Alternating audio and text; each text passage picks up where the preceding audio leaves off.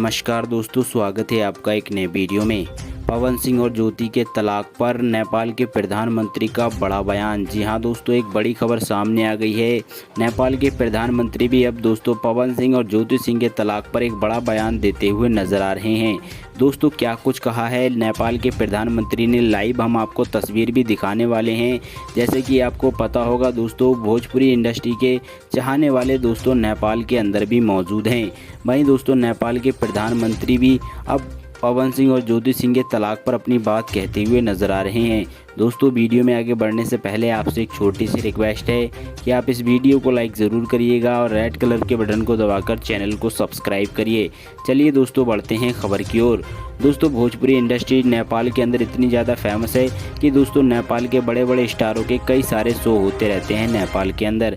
वहीं दोस्तों नेपाल के प्रधानमंत्री ने क्या कुछ कहा है पवन सिंह और ज्योति सिंह के तलाक पर, चलिए आपको बताते हैं।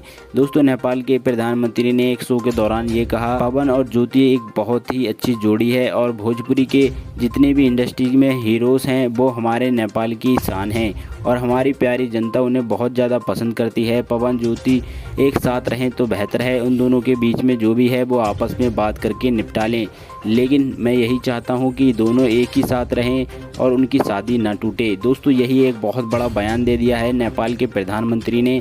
आपकी क्या राय है? अपनी राय कमेंट बॉक्स में ज़रूर दीजिएगा और चैनल को सब्सक्राइब ज़रूर कीजिए।